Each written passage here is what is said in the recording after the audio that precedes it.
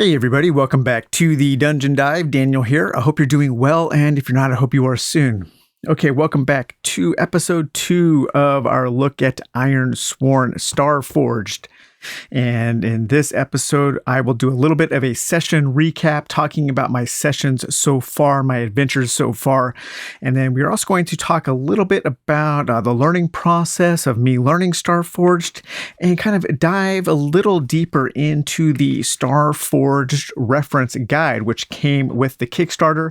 I think you can still order a physical copy of this, and this is a really useful tool, a really useful supplement for playing Starforged. And I want to do a deeper dive into the Oracle system that is included with Starforged. So let's talk a little bit about my character and the background. If you remember from the last episode when we did kind of our world building, I am playing a character named Brother Quint, Quint Savoy. And Quint is a myth theorist, and a myth theorist is a secular counterpart to a theologian. And in my background in developing the story, in my truths about my world that I am playing in, we discovered that I came from a religious world, a religious planet, and the people of my planet in my past, my ancestors, discovered a physical truth to the divine, to the spiritual aspects of their religion. And that was that our gods were actually extraterrestrials. And they came to our planet, and the devotees of that particular sect, that particular god, that religion, they gave themselves to the invaders, and they were basically raptured, and they were taken away. And we sent out generations ships to explore the galaxy, to explore the system, trying to find out what happened to our ancestors and trying to discover the physical and scientific truths of the divine. And that is kind of my overall goal. And my character, Quint Savoy, Brother Quint, he is an agent of the DSID, and that is the Department of Scientific Inquiry into the Divine. And he is an agent, and he goes out to try to discover the physical truths of the divine. And that is one thing that I forgot to mention is my background vow. And that is my background vow. That is my character's overall goal in this campaign, is to discover physical and scientific truths of the divine. Whether they are ETs, where they come from, what they are trying to do. I know as the creator of this world that this entity, this race of beings, they have actually developed mythologies that they plant like memes, like the original Richard Dawkins version of a meme. They send out these mythological ideas in order to control, to enslave, to capture peoples on different planets. So they have manipulated and influenced the religious control throughout the galaxy. And I thought that was pretty interesting. And so my system here that I am playing in right now is called the Genova system. It is in the Outlands. Right now, I know of 3 locations. I know of the Burnell Outpost. It's an orbiting settlement that orbits around the jungle planet of Damu. There is Rockholm Port, which is kind of the main settlement where my people are, where there are all of these religious and religious factions that are settled on Rockholm, trying to discover the truths of the universe. And then we also have Portent Station, which is an orbital settlement that is orbiting the ice world of Enton. And on Rockholm, the DSID, the chief of DSID, is named Brother Darius, and he is my chief.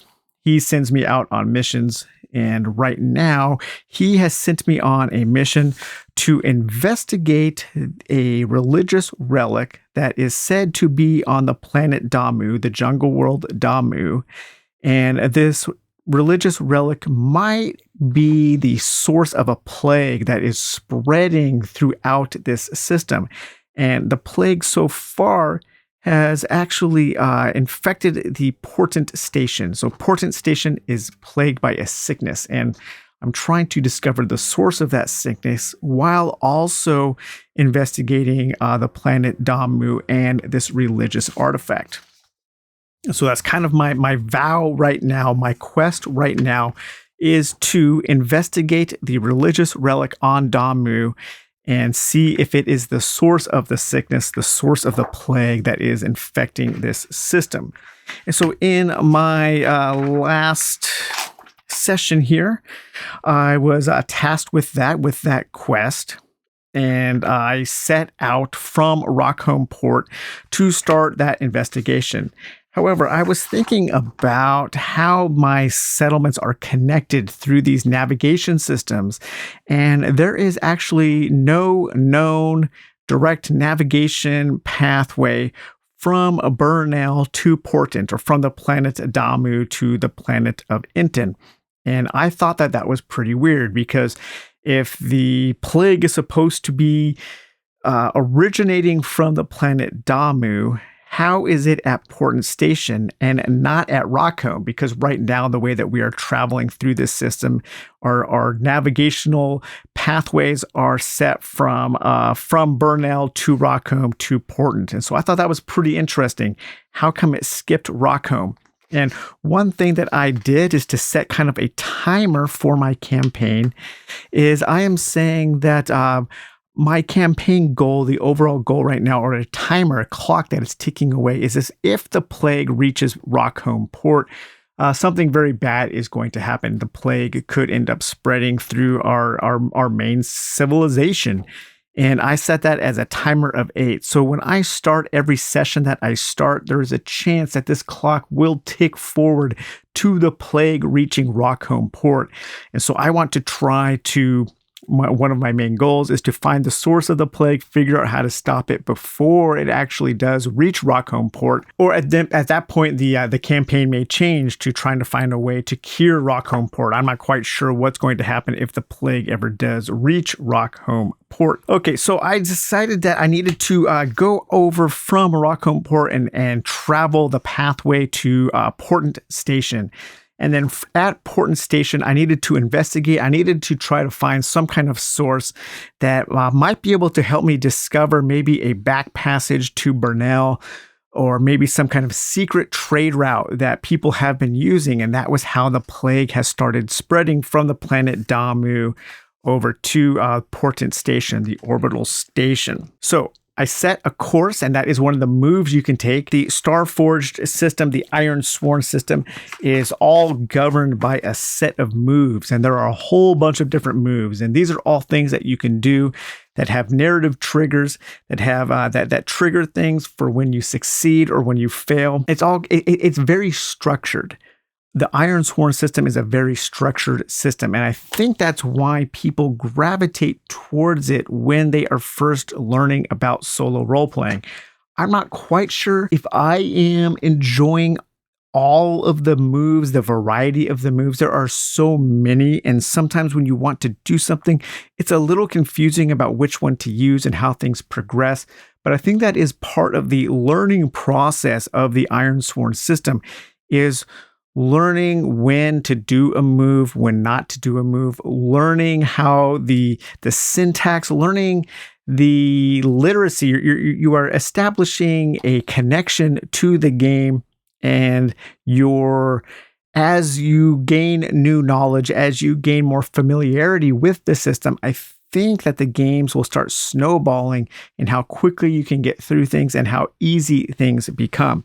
But it is a little bit overwhelming when you are first starting. But I set a course from Rockholm to Portent. I rolled up on that Oracle to try to find some interesting keywords that might guide my narrative, and I rolled up abandoned protection. So I was leaving the relative safety of the DSID, and perhaps there would be danger on Portent, or maybe danger with my contact on Portent.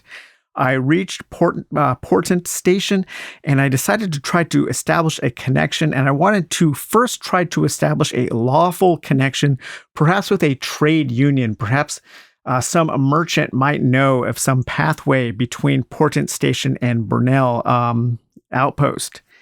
And so I tried to establish a contact with a union merchant. And this union merchant I rolled up, her name is Astrid Ruiz.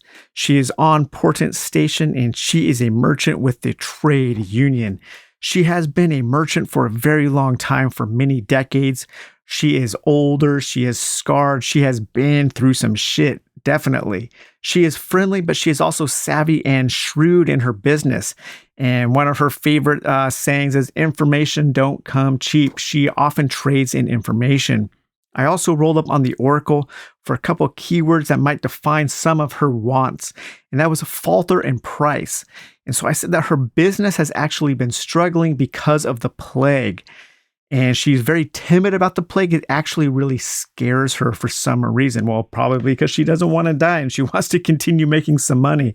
But she is determined to help me see and help me investigate the plague. And so I was able to compel her, and that is another action I took, another move.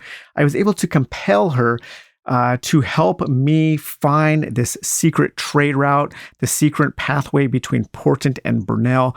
And in doing so, she said that she would help me, but I needed to take her to Damu, and she wanted to map out this route that we were going to discover, that we were going to find, in order to maybe help her business out a little bit. However, so Astrid knew a little bit about this passage. She was able to help me, but she was also being followed by a debt collector. Her business has gotten so bad that this debt collector was on Portent Station, and he was looking for her, and the debt collector's name was Saktaro, and she owes money to Saktaro. So I helped Astrid sneak aboard the Jackdaw aboard my ship. We were able to successfully sneak aboard my ship and sneak off of Portent Station. And now we are undertaking an expedition. This is going to be a big move. This is going to be kind of another sub-quest in my quest to reach Damu and investigate the jungle planet there and find that religious relic that might be the source of the plague. And right now we are moving through the treacherous to the dangerous vastness of space, trying to find this passageway to Burnell. So far, I think the game is going pretty well. I do like the progress system. I like how structured this game is. It does give a lot of, it's very easy to find direction. It's very easy to find not just narrative momentum, but also mechanical momentum because of all of the various things that Starforged has to offer.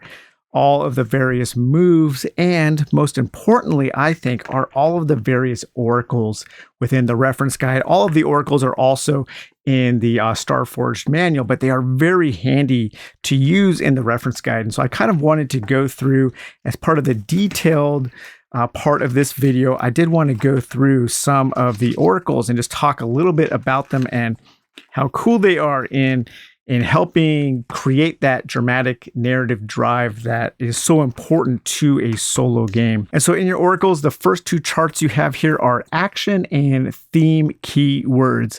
And these are very useful in just helping to come up with ideas about some drama, some different things that are happening in the background of your narrative. So whenever you kind of maybe you need some help determining something, we can roll on the action plus theme. So let's see here. Let's say we rolled 62. So we have locate and 79. Locate a secret. Okay, so we would have to try to find something. Now, if we were with an NPC, if we wanted to find some information from an NPC, we wanted to locate a secret, we could compel an NPC. And to compel an NPC is a move, and you could look up compel, and then you would take a look here at the compel move, and it says when you are trying to persuade someone or make them an offer. So if I was trying to persuade Astrid or make her an offer to find out the secret that she knew of some kind of trade route, I could offer her information. I could offer her some supplies. If I wanted to offer her some supplies, let's say she wanted some money in order to fill up her ship, or she wanted some money to pay off some of her debt, I could do a check on my supply to see if I have what she needs to accomplish her goal. My supply is 5, so I would test my supply. I would take my 2d10 and I would roll, and I rolled a 6 and a 10. Okay, so that's pretty bad. My supply is 5. It's below both of those. It's below a 6 and it's below a 10. So I failed my supply check. So then I would have to take some kind of negative aspect. I failed that. I was unable to compel her.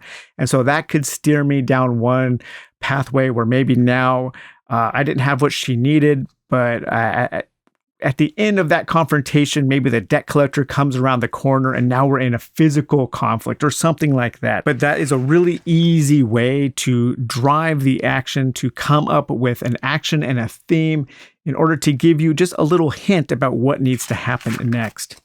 Then there is also a descriptor and focus. And so these are more based on kind of maybe on locations, discoveries, encounters, that kind of thing. So maybe when we reach Damu, we have trouble landing and we land in some mysterious place on Damu. We've gotten off course a little bit. So now we are at 51. So we have a haunted 96, a haunted viewpoint. Okay, so we come into the planet Damu and we see some kind of ancient temple, some kind of precursor temple that this alien race has established on the planet Damu.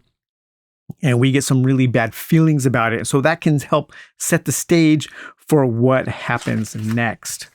We also have a bunch of different sightings you can see and find in space. And a lot of these will point to more detailed oracles that you can use to flesh out those things that you find.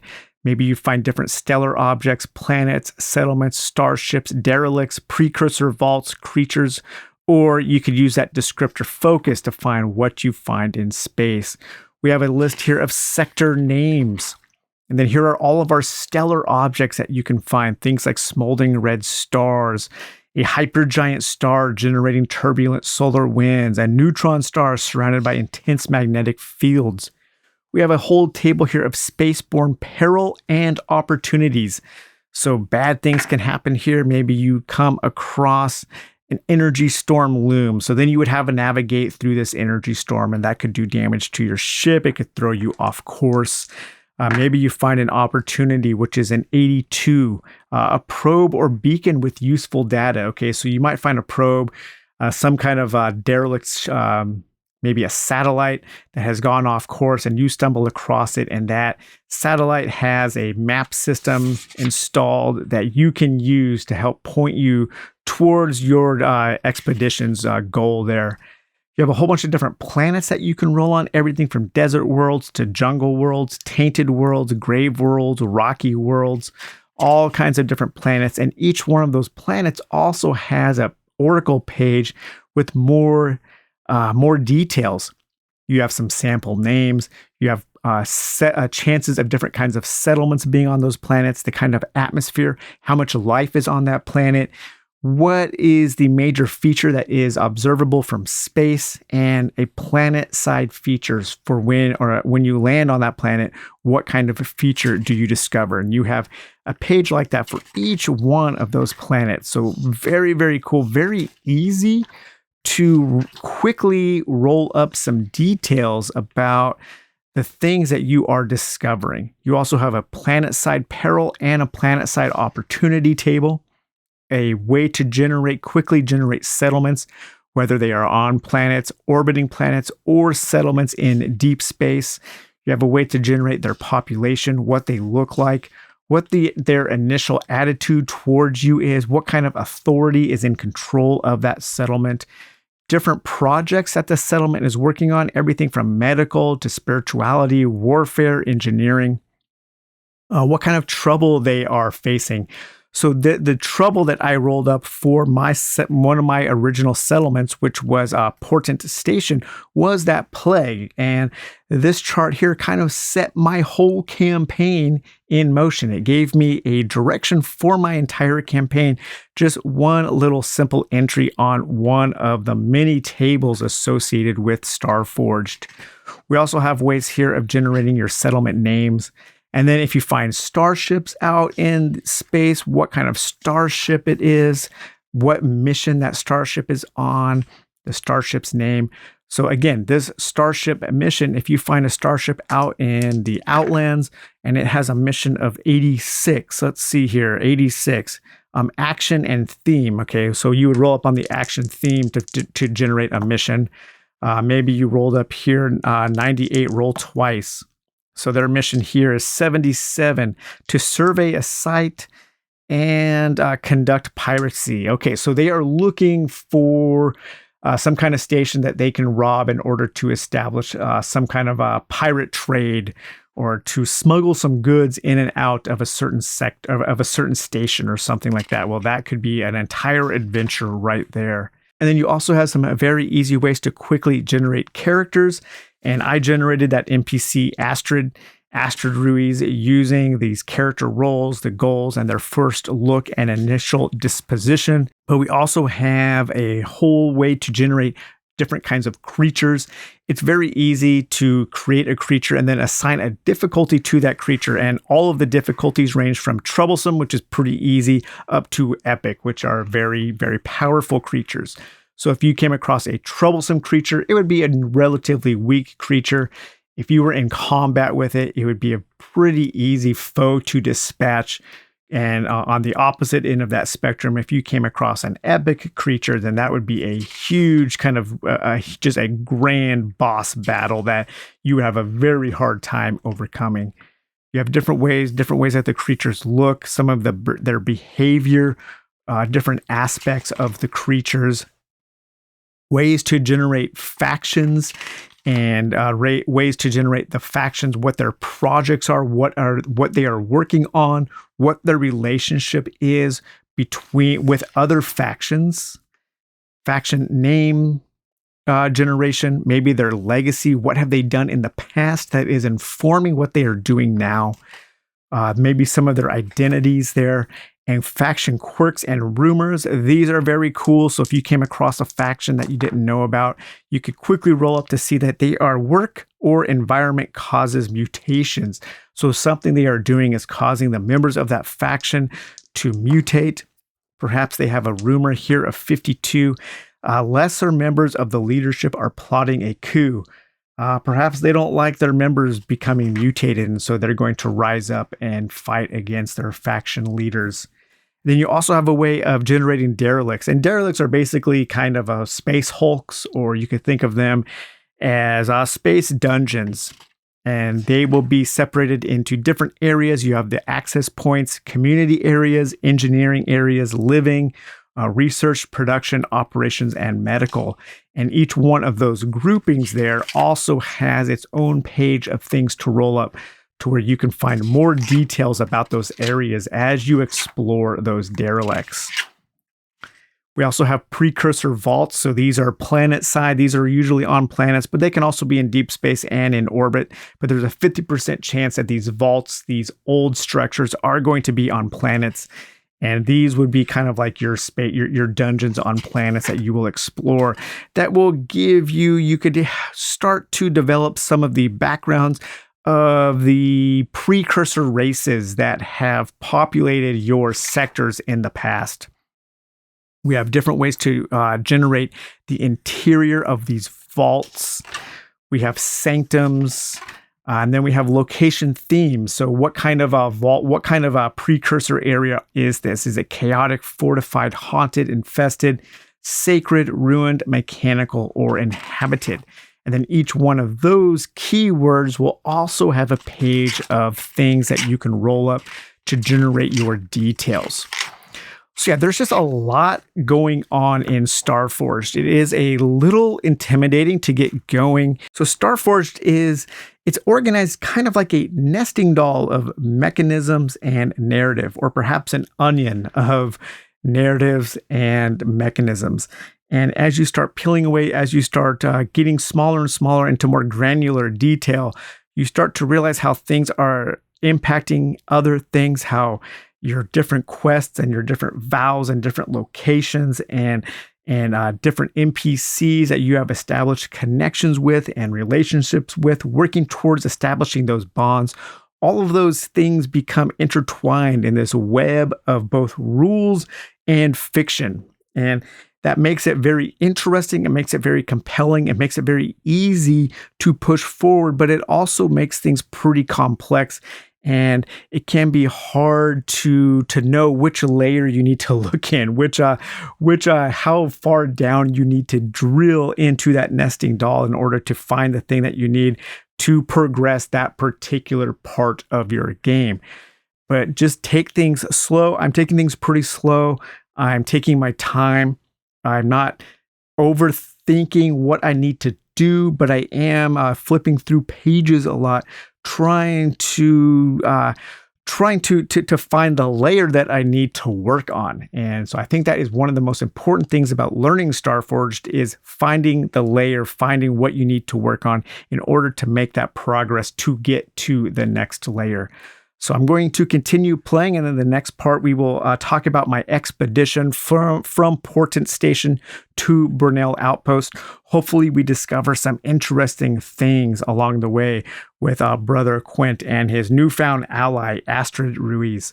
So, all right, guys, we'll take it easy. We'll talk to you later. Bye-bye.